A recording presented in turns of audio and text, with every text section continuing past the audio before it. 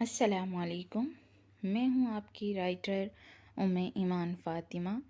میں حاضر ہوئی ہوں قسط نمبر 19 کے ساتھ، میں تیرے قربان کی۔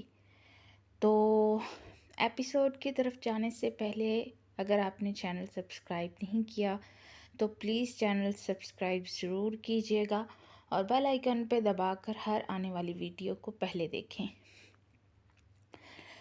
اور اس کے علاوہ یہ بھی مجھے بتائیے کہ آپ کو یہ ناول کیسا لگا اور سب سے فیوریٹ جوڑی آپ کی کون سی ہے۔ تو اب چلتے ہیں ہم اپنی آج کی ایپیسوڈ کی جانب۔ اچھا، آپ کے لیے ٹینشن لینا بالکل بھی مناسب نہیں ہے، تو آرام کیجیے اور جو بھی ہوگا بہتر ہوگا، شاہ زیب نے ان کے ماتھے پر لب رکھتے ہوئے کہا۔ تو وہ سر اسبات میں ہلا کر اٹھ کر بیڈ کی طرف بڑھ گئے۔ شاہ زیب ان کے کمرے سے نکل کر اپنے کمرے میں آیا اور اس نے آتے ہی ابیحہ کو کال ملائی۔ دوسری طرف سے پہلی رنگ پہ ہی کال اٹینڈ کر لی گئی تھی۔ جی شاہو، دوسری طرف سے وہ بے قراری سے بولی۔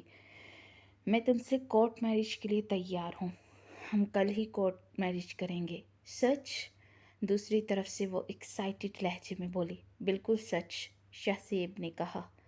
آپ نہیں جانتے آپ نے مجھے کتنی بڑی خوشی دی ہے۔ I love you, I love you, I love you so much, وہ پرجوش لہجے میں بولی۔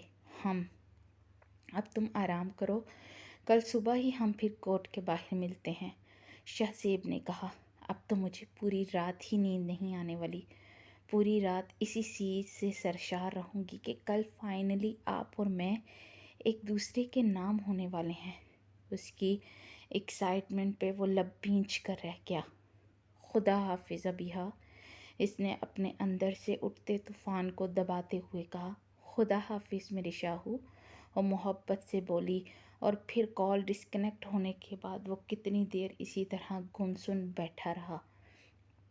اگلے دن وہ صبح 10 بجے اپنے 2 دوستوں کے ساتھ کورٹ پہنچا۔ کچھ دیر کے بعد ہی ابیحہ بھی آ گئی، اس کے ساتھ اس کے کچھ فرینڈز تھے۔ پھر ان سب گواہان کی موجودگی میں دونوں کا نکاح ہو گیا۔ پھر شاہ زیب کے ساتھ وہ ایک چھوٹی سی کافی شاپ میں آ گئی۔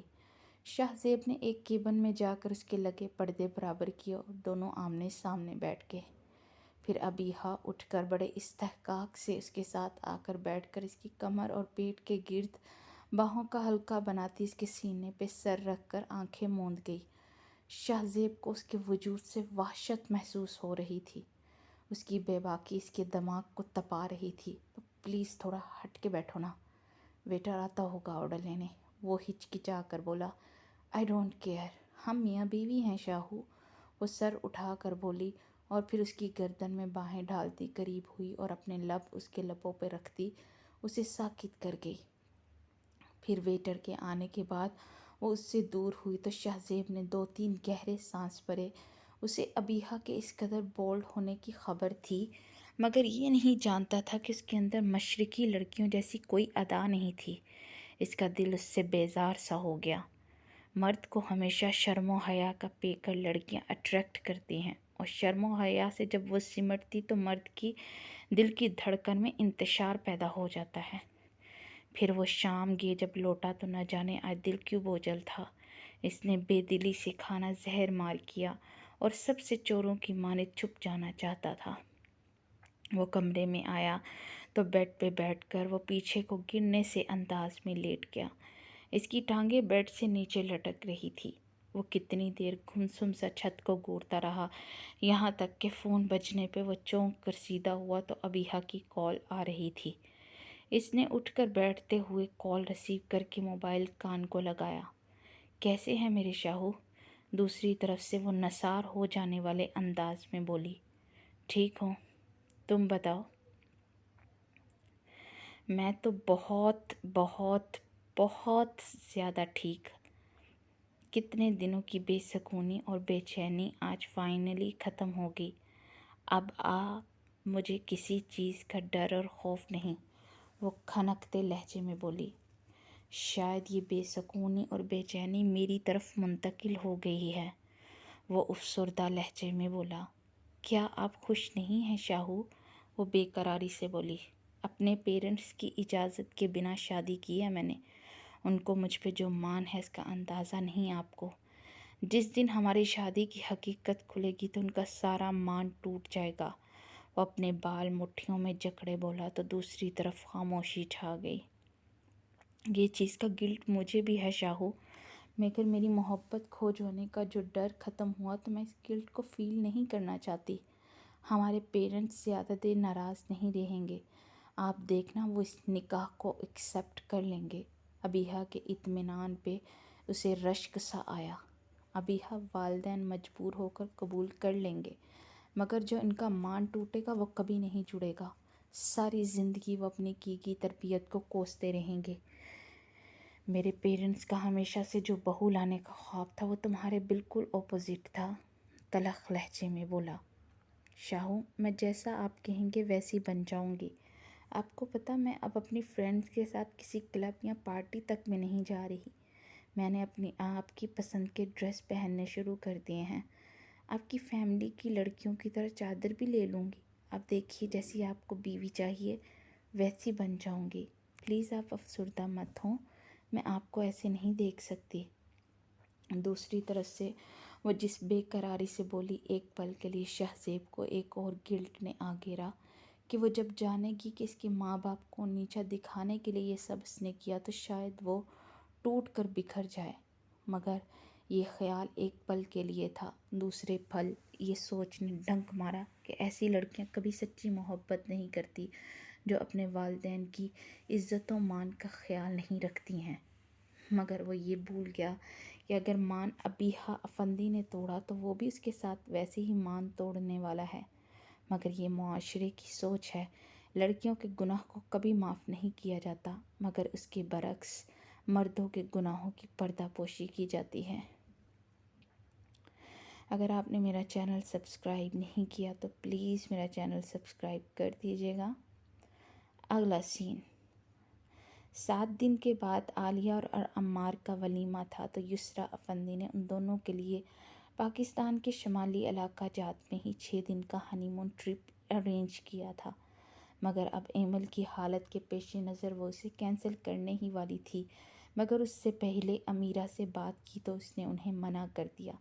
لیکن بیٹا آپ جانتی ہیں کہ ایمل کی کیا حالت ہو جاتی ہے، تو میرا نہیں خیال کہ اس طرح اسے عالیہ کے ساتھ بھیجا جائے. یسریٰ افندی نے کہا. جانتی ہوں کہ اس کی حالت بہت خراب ہو جاتی ہے علی بھائی کو دیکھ کر، لیکن یہ سب زندگی بھر تو نہیں چل سکتا نا آنٹی جی. آپ خود سوچئے کہ اگر یوں ہی چلتا رہا تو دونوں کے بیچ بہت ساری دوریاں آ جڑیں گی. میں چاہتی ہوں کہ اس ٹرپ میں جائیں وہ دونوں ایک دوسرے کے کلوز آئیں، ایک دوسرے کو سمجھیں، ورنہ یہ دوریاں ان کے رشتے کو دیمک کی طرح چاٹ جائیں گی. رہی ایمل کی بات تو میں اسے سمجھاؤں گی، وہ خود پر کنٹرول کرے گی. لیکن آپ بھی عالیہ اور بھائی کو سمجھا دیجئے اس بار ایسی کوئی بھی غلطی نہ کرے کہ ایمل مزید اس سے دور ہو جائے. اور ایمل جیسی لڑکیوں کو پیار اور محبت سے ہینڈل کیا جاتا ہے، امیرہ نے کہا. ماشاءاللہ، بہت سمجھدار ہیں آپ. چلیں آپ ایمل سے بات کر لیں، میں عالیہ سے بات کرتی ہوں. وہ اٹھتے ہوئے بولی. امیرہ بھی اٹھ کر روم میں آئی تو گمسم سی وہ پول سائڈ ایریا میں بیٹھی تھی. ایمی، اس نے کندھے پہ ہاتھ رکھتے ہوئے اسے پکارا تو وہ چونک کر اسے دیکھنے لگی. آنٹی جی نے ہمارے لیے ایک ٹرپ ارینج کیا ہے تو ہمیں چلنا ہوگا. نہیں، میں نہیں جاؤں گی ان کے ساتھ، مجھے بہت ڈر لگتا ہے ان سے، وہ روحانسی ہو کر بولی. ایمی، اب یہ سب نہیں چلے گا. تمہیں اپنا ڈر اور خوف دور کرنا ہوگا. یہ دنیا جو جتنا ڈرتا اس کو اور ڈراتی ہے. پلیز خود کو سنبھالو. تمہارے اس بیہیویئر سے آنٹی جی پریشان ہو گئی ہیں. وہ کافی اپسیٹ تھی اور میری ایمی کسی کو اپسیٹ نہیں کر سکتی، وہ اسے پچکارتے ہوئے بولی. ایمل بے بسی سے لب کاٹنے لگی. میں بھی ہوں گی نا وہاں تمہارے ساتھ، ایک ہی ہوٹل میں ہم رہنے والے ہیں، امیرہ نے کہا تو اس نے تذبذب کے بعد ہاں بول دی. ایمل کو منانے کے بعد وہ باہر آئی تو اس کے چہرے پر عجیب سے تاثرات تھے. اپنے کمرے میں آئی تو عمار نے اسے طنزیہ انداز میں دیکھا. تو تم میرے ساتھ ہنی مون پہ جانا چاہتی ہو؟ لگتا کل والی بے عزتی بھول گئی ہو. ویسے وہاں جا تو رہی ہو، مگر میں تو صوفیہ کے ساتھ ٹائم گزاروں گا. کیا فائدہ دل جلانے کا؟ میں تو کہتا ہوں ایک بار پھر سے سوچ لو، اس کے ارد گرد چکر کاٹتے ہوئے چبھتے لہجے میں بولا۔ آپ کتنی فکر کرتے ہیں نا میری اور میرے دل کی۔ بہت شکریہ آپ کے مشورے کا، لیکن میں بہت اچھی طرح سوچ چکی ہوں۔ میں نے بہت سوچ سمجھ کر یہ فیصلہ کیا ہے۔ ان قریب آپ میرے اس فیصلے پر بہت اریٹیٹ ہونے والے ہیں مسٹر عمار افندی، وہ چبا چبا کر بولی تو عمار نے اسے حیرانگی سے دیکھا۔ کیا ہوا؟ ایسے کیوں دیکھ رہے ہیں مجھے؟ اچھا، مجھے یاد آیا کہ آپ کو کیا لگا ہوگا کہ میں تو مڈل کلاس لڑکی اپنی بربادی پر روؤں گی، پیٹوں گی اور آپ کے سامنے التجا کروں گی، پلیز میرے ساتھ ایسا مت کریں۔ یہی سوچا تھا نا آپ نے؟ وہ استہزائیہ نگاہوں سے اسے دیکھتے ہوئے بولی۔ عمار نے زور سے لب پینچ لیے۔ چلیں اب جلدی کریں، ہمیں اپنے ہانی مون ٹرپ کے لیے نکلنا ہے۔ فلائٹ ہے نا ہماری 2 بجے، تو جو رکھنا رکھ لیجیے۔ وہ اطمینان سے بولتی اٹیچی نکال کر اپنی چیزیں رکھنے لگی، مگر اپنی پشت پہ عمار کی نگاہوں کی تپش محسوس ہو رہی تھی۔ کچھ دیر کے بعد وہ ایئرپورٹ کے لیے نکل چکے تھے۔ جہاز اڑنے کے کچھ دیر قبل جتنی دعائیں اسے یاد تھی وہ پڑ چکی تھی۔ جہاز جیسے ہی اڑا اس نے زور سے آنکھیں میچ لی۔ پینڈو کہیں کی! عمار کی بربراہٹ پر اس کے ماتھے پہ بل پڑ گئے، مگر وہ کچھ بولی نہیں، اور کچھ دیر میں وہ لوگ سیدو شریف ایئرپورٹ پہ موجود تھے۔ وہاں سے 2 گاڑیاں ان لوگوں کو لینے آئیں۔ مجھے ان کے ساتھ اکیلے نہیں جانا، ایمل روحان سی ہو کر بولی۔ ریلیکس یار، کھا نہیں جائے گا تمہیں، امیرہ نے کہا تو وہ بے دردی سے لب کچلنے لگی۔ اچھا تو ایک کام کر، اگر بدتمیزی کرے نا تو قتل کر دینا گلا گھونٹ کر، امیرہ نے کہا تو وہ جلا کر آلیار کے ساتھ گاڑی کی طرف بڑھ گئی۔ امیرہ مطمئن سی جا کر عمار کے ساتھ بیٹھ گئی۔ کچھ دیر میں وہ لوگ ہوٹل روم میں موجود تھے جسے فلاورز کے ساتھ ڈیکوریٹ کیا گیا تھا۔ دل میں ایک درد سا اٹھا، مگر وہ امیرہ چودھری تھی جسے اپنے جذبات پہ بہت قابو تھا۔ کمرے میں کوئی صوفہ وغیرہ نہیں تھا، صرف چیئر اور ٹیبل پڑا تھا، اور بیڈ بھی عمار افندی کے جہازی سائز بیڈ سے بہت چھوٹا تھا۔ بیڈ پہ میں سوؤں گا، تم زمین پہ سو جاؤ، عمار نے کہا اور بیڈ کے درمیان میں لیٹ گیا۔ شرم نہیں آتی آپ کو کہ ایک لڑکی کو کہہ رہی ہیں کہ زمین پہ سو جاؤ؟ او سوری، میں کہہ کس سے رہی ہوں، جس کے پاس سے بھی شرم اور غیرت نہیں گزری۔ تم جو مرضی کہہ لو بیبس، میں بالکل بھی مائنڈ نہیں کروں گا، کیونکہ مجھے پتہ یہ سب مجھے تپانے کے لیے کہہ رہی ہو، وہ اطمینان سے بولا۔ امیرہ نے بیڈ کے پاس آ کر سینے پر ہاتھ باندھ کر اسے دیکھا۔ واٹ؟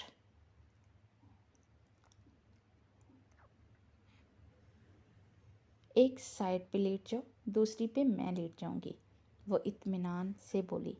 سوری بیبس، یہ ممکن نہیں، وہ سر کے نیچے بازو رکھتے ہوئے بولا۔ آخری بار کہہ رہی ہوں، پھر مجھے اٹھانے کا طریقہ آتا ہے، وہ بولی۔ تمہیں جو کرنا ہے کرو، عمار نے کہا اور آنکھیں موند لی۔ امیرہ نے سائڈ ٹیبل پہ پڑا پانی کا جگ اٹھایا اور اس کے چہرے پہ الٹایا تو اس نے ہڑبڑا کر آنکھیں کھولی اور اس نے باقی کا آدھا اس کے پیٹ پہ گرا دیا۔ What the hell؟ پاگل ہو گئی ہو تم؟ وہ چلایا۔ 1 منٹ بتاتی ہوں، اس نے کہا اور پھر واش روم میں گئی اور پھر سے جھگ بھر کر لائی تو عمار ہڑبڑا کر بیڈ سے اتر گیا۔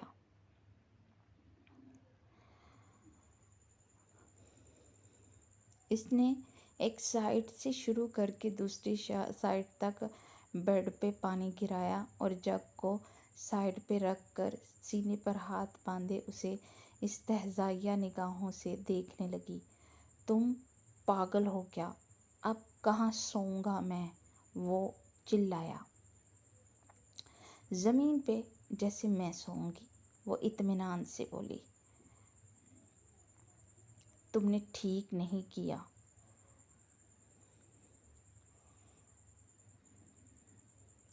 ابھی تو ابتدا ہے مسٹر عمار افندی، آپ کو میں ناک کو چنے چبوانے والی ہوں۔ تو اس لیے تیار رکھیے خود کو، پتہ نہیں اب کیا ہوگا۔ وہ اس کی بات پر آنکھیں گھما کر بولی، تم دھمکی دے رہی ہو مجھے، یعنی عمار افندی کو؟ وہ اس کی طرف جاڑھانہ انداز میں بڑھا۔ ہاں دے رہی ہوں، کیا کر لو گے؟ وہ کمر پر ہاتھ رکھے بولی، میں تمہارا منہ توڑ دوں گا اگر تم دوبارہ میرے منہ لگی۔ وہ دل ملا کر بولا، مجھے کون سا نہیں توڑنا آتا، اتنوں کا منہ توڑا ہے کہ وہ کسی کو منہ دکھانے کے قابل نہیں رہے۔ یہ 5 دن آپ کی زندگی کے بھیانک ترین دن بننے والے ہیں۔ میں اب آپ کو اپنی انگلیوں پر نچاؤں گی مسٹر عمار افندی۔ وہ استہزائیہ مسکراہٹ سے گھویا ہوئی، وہ لب بھینچے کچھ دیر تک اسے دیکھتا رہا اور پھر تن فن کرتا روم سے باہر نکل گیا۔ کچھ دیر کے بعد واپس آیا تو اس کے ساتھ 2 لڑکے تھے جنہوں نے میٹرس اٹھایا تھا۔ وہ میٹرس بدل کر واپس پلٹے تو عمار نے اسے دانت پیس کر دیکھا۔ دائیں سائیڈ میری ہے، وہ تیکھے لہجے میں بولا اور اس سائیڈ پہ بیٹھ گیا۔ سوری، میں ہمیشہ رائٹ ہوتی ہوں تو رائٹ سائیڈ بھی میری ہے۔ اسے بھی آج ضد تھی اسے ہرانے کی، تو وہ اسے یہ کر کے دم لینا چاہتی تھی۔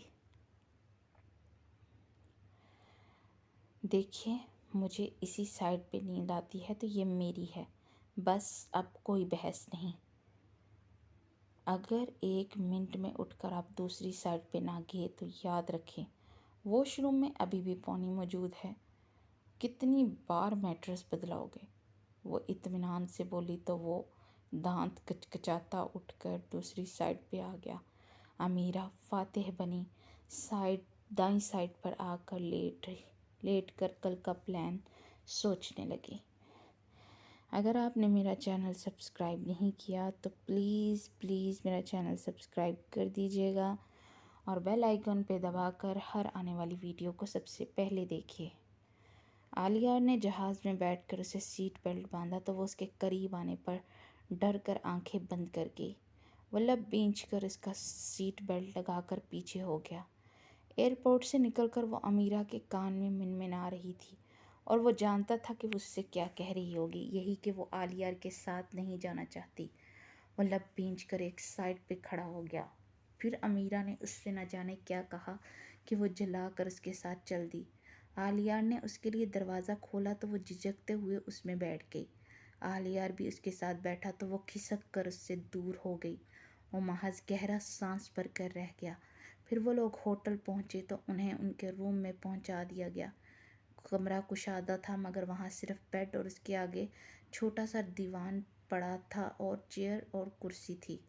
تم آرام کرو، میں ذرا ٹی وی دیکھ لوں، عالیہ نے کہا اور دیوان پہ بیٹھ گیا۔ وہ متذبذب سی بیڈ پہ ایسے بیٹھی تھی جیسے ابھی کہیں بھاگ نہ ہو۔ ایمل ریلیکس ہو کے بیٹھ جاؤ، میں تمہارے پاس نہیں آؤں گا، وہ اس کی طرف مڑتے ہوئے بولا۔ وہ ڈری سہمی سی ایک کونے میں سمٹ کر لیٹ گئی۔ عالیہ نے ٹی وی کی آواز بالکل بند کر دی تھی اور گمسم سا اسکرین کو دیکھ رہا تھا۔ اس کی سمجھ میں نہیں آ رہا تھا کہ وہ اس سے دوستی کیسے کرے اور کیسے اس کا اعتبار جیتے۔ پھر وہ دیوان پہ ہی نیم دراز ہو گیا۔ کچھ آدھے گھنٹے بعد وہ اٹھ کر اس کے پاس آیا تو وہ سو رہی تھی۔ اس نے کمفرٹر نکال کر اس پہ اڑایا، پھر وہ دیوان پر آ کر لیٹ کر آنکھیں موند گیا۔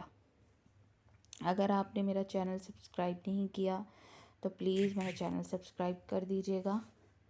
ایمل کافی زیادہ سہمی ہوئی تھی اور عالیہ کے کہنے پر وہ بیڈ پر سمٹ کر لیٹ گئی اور کب اس کی آنکھ لگی اسے خود نہیں پتا۔ پھر رات کو بھوک کے احساس سے اس کی آنکھ کھلی تو وہ کچھ دیر تک معاف دماغ سے لیٹی رہی، پھر اپنے اوپر دیے کمفرٹر کو حیرانگی سے دیکھنے لگی۔ اس نے سائیڈ پہ لگے بٹن دبا کر لیمپ آن کیا تو عالیہ کو دیوان پر لیٹا دیکھ کر چونک گئی۔ وہ لب کچلتی ہوئی اٹھ کر پاؤں لٹکا کر بیٹھ گئی۔ بھوک سے اس کی جان نکل رہی تھی مگر اتنی ہمت نہیں تھی کہ وہ عالیہ کو کہہ پاتی۔ کیا ہوا ایمل؟ عالیہ نے سر اٹھا کر پوچھا تو وہ اس کی آواز پہ ڈر گئی۔ کچھ نہیں، وہ گڑبڑا کر بولی تو وہ اٹھ کر سوئچ بورڈ کے پاس گیا اور کمرے کی سب لائٹس آن کر کے اس کی طرف آنے لگا تو اس نے بیڈ شیٹ کو زور سے دبوچ لیا۔ دل خوف سے لرز رہا تھا۔ کیا ہوا؟ اٹھ کیوں گئی؟ عالیہ نے اس سے فاصلے پہ بیٹھتے ہوئے پوچھا۔ نہیں، کچھ نہیں ہوا۔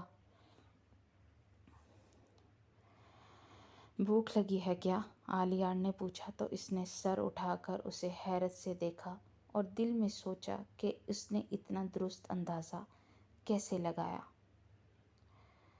آج کے لیے ایپیسوڈ بس اتنی ہی۔ کل انشاءاللہ تعالی ایک نئی ایپیسوڈ کے ساتھ پھر سے حاضر ہوں گی، اور تب تک کے لیے ایمان فاطمہ کو اجازت دیجیے۔ اور اس کے اجازت سے پہلے دوبارہ سے ریکویسٹ کروں گی کہ پلیز اگر چینل سبسکرائب نہیں کیا تو میرا چینل سبسکرائب کر دیجیے گا اور بیل آئیکن پہ دبا کر ہر آنے والی ویڈیو کو سب سے پہلے دیکھیے۔ ایمان فاطمہ کو اجازت دیجیے۔ اللہ نگہبان۔